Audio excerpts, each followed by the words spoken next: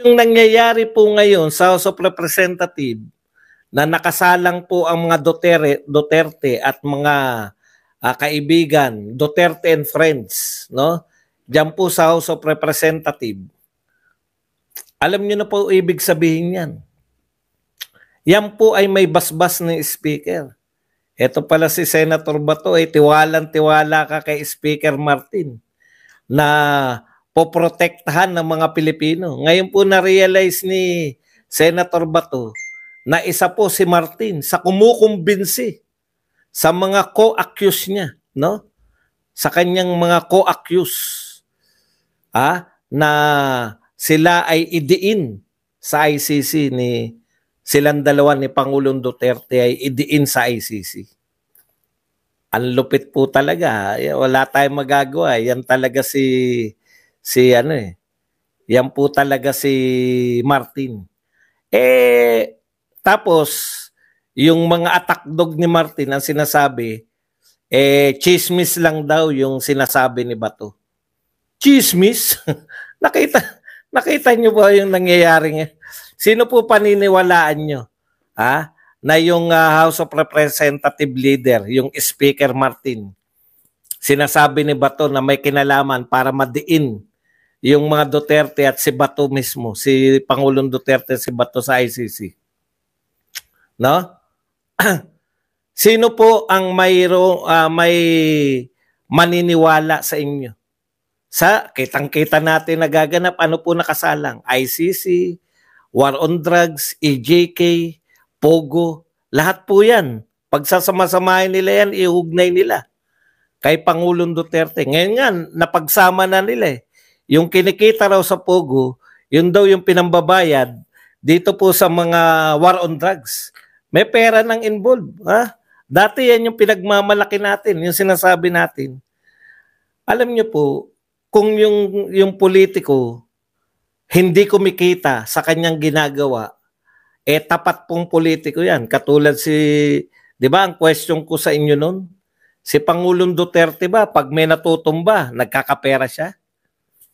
Hindi naman, kako. Ngayon po, parang sinasagot nila, no? May pondo raw yun. Galing sa Pogo. Tignan nyo naman, no? Kayang-kaya nilang pag-ugnayin. Tapos, i-deny nyo na walang kinalaman ang sasabihin nyo, chismis lang, na gustong madiin ni Martin. Kitang-kita sa mga ginagawa nyo. Ulitin ko lang yung sinabi ni Edsel Lagman. Walang nangyayari sa House of Representatives na hindi alam ng speaker. Lahat yan.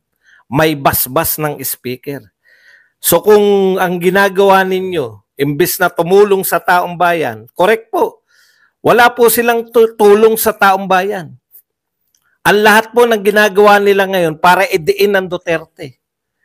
Pag po ba nadiin nila yung Duterte, uunlad na po ang Pilipinas, 20 pesos na po ang bigas. Dadami na ba ang may trabaho? Bababa na ba ang presyo? Saka imbestigan ninyo sa Duterte? Hindi. Pag umulan ba wala ng baha? Hindi rin. Ang mga gustong pag-usapan ng tao, ayon sa survey ng totoong survey company, SWS at Pulse Asia, meron na pong totoo at meron pong ginagamit na survey company. Yan po bahala na kayo. Basta ang pinakatotoo lang dyan dahil sa track record. Hindi na rin tayo magpapatumpik-tumpik dyan sa mga survey company niyan. Matagal ko nang sinasabi yan. Dalawa lang po ang kapanipaniwala dahil sa track record. SWS at saka yung Pulse Asia. Pag yung dalawa na yan, paniwalaan natin. Ano po yung sinasabi ng SWS or Pulse Asia? Ang pangunahin pong gustong malutas ng mga mamamayan, taas ng presyo. Taas ng presyo ng bilihin. Diba? Ikalawa, dagdag na kita ng mamamayan. Pagkakaroon ng trabaho, dagdag na kita. Pero ano po ang pinagkakabala ng lahat ng nasa gobyerno? Paano sisirain yung mga Duterte? Concern ba yan ng mga Pilipino? Hindi po. Gusto nila magkaroon ng kalutasan yung taas ng presyo. Pero saan abala ang lahat sa gobyerno paano sisiraan ang mga Duterte. Hindi po kami, ano po ba pinagsasabi nyo? Babanatan nga natin si Chis. Bakit naman kami kakampi kay Chis? Kilala na namin si Chis, pero ngayon po lumantad si Chis na siya po ay attack dog na. Tama nga naman. Umaatake na si Sara Duterte.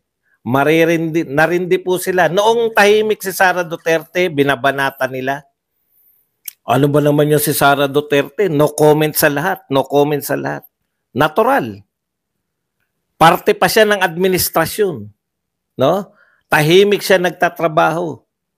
Tatanungin niyo siya ng mga trabaho ng ibang departamento. Natural, tatahimik siya. Pero ngayong hindi na po siya parte ng administrasyon, makakaasa po kayo. Yung panalangin ninyo, marami kayong panalangin na pag pinagbigyan kayo, nagagalit kayo. Dati sinasabi nyo, bakit hindi nagsasalita si BP Sara? No comment siya palagi. Ngayon nagsasalita na. Bakit salita siya ng salita? Walang paglalagyan sa inyo. Pag tahimik si BP Sara, galit kayo. Pero kapag si BP Sara nagsalita, hindi nyo kayang sagutin. Dito pa lang po tayo sa mga sagot. Natural po, si Chis Escudero. Akala natin, ano kaya si Chis Escudero? Ano kaya gagawin ni Chis Escudero? Ako, matagal ko nang alam, kaya yan Senate President. Kaya niligay yan ng Senate President para, alam nyo na. Ngayon po, lantad na lantad para mag-i-attack dog laban sa mga Duterte. Hindi kaya ni Subiri. Hindi kaya ni Subiri kasi taga Mindanao si Subiri.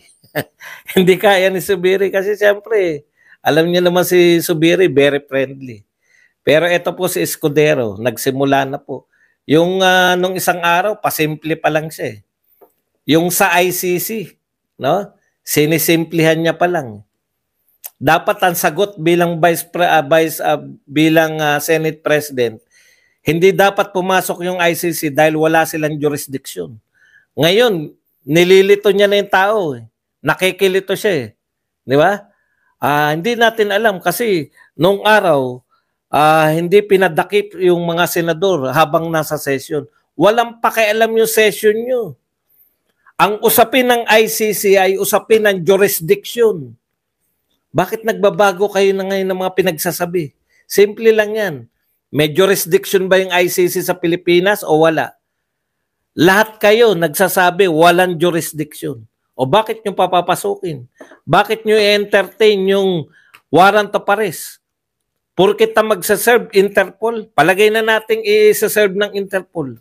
Still, sino po yung nakapirma sa warrant of arrest kung sakaling may dumating? ICC. Hindi nga natin dapat kinikilala yung ICC. Nililito na. Kasama na si Chis Escudero sa pagkalito.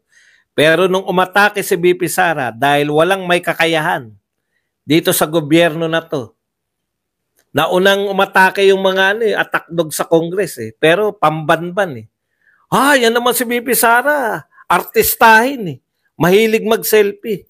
Anak ng tinapay, ang atake ninyo, mahilig mag-selfie. Kailan pa naging masama yung mahilig ka mag-selfie? Ikalawa nilang atake. 125 yan, 125 yan. Okay. Basa po tayo ng mga atake. Ano pa isa nila atake kay BP Sara? Mga pataw Ito po mga tunay na. Ito po yung mga nag-aral kung paano atakehin. Narito po ang dilawan na si Ronald Llamas. Napansin niyo po ba? Magkasanib po ang inatake ng Dilawan at ng Pro Marcos Duterte. Ang tanong ko sa inyo, lumabas si Binag. Pare-pareho silang hindi kumikibo. Wala kayong pakialam. Inaakusahan ng isang kakilala nila. Hindi po namin kaano-ano. Si Binag mismo nagsasabi hindi siya malapit sa mga Duterte, hindi siya Duterte supporter. Sinasabi niya na pinatototohanan niya yung lahat ng akusasyon kay Pangulong Marcos na siya ay ngagba. Dehin kayo, Bokiki, okay lang sa inyo mga Dilawan. Ha? Okay lang sa inyo ng Pangulo ay ano, o mga kaparian? Kaparian, dilawan at mga BBM supporter. Okay lang sa inyo? Eh kasi pokpok naman daw si ano, si Binag. Eh kasi si Binag marami daw anak sa iba't ibang lalaki. Yun pala ang sagot ninyo. Okay lang sa inyo, nangagbang Pangulo natin. Basta pokpok lang si ano, basta may anak lang siya sa iba't ibang lalaki. Okay. Puntahan po natin yung mga atake naman kay BP Sara. Ito po, si Llamas. Siyempre, guess yan sa lahat ng mga dilawan na mga broadcast, no? Sabi nagpasalamat si BP Sara sa mga tribo na willing. Sino po yung nagpahayag na willing sila na mag-secure kay BP Sara? Si BP Sara po ba? Tayo po ba mga Duterte? Sino po yung nagbigay ng pahayag? Mismong yung mga tribo. Natatandaan niyo yan? Tribo po, sabi nila, very willing kami. Kaya nagpasalamat po si BP Sara sa mga tribo na handang isakripisyo yung kanilang buhay para protektahan si BP Sara. Ito po ang pahayag ni Llamas. Paano mo sinabing sinusuportahan ka ng mga tribong ito kung may iilan lang na nag-volunteer? Tignan nyo.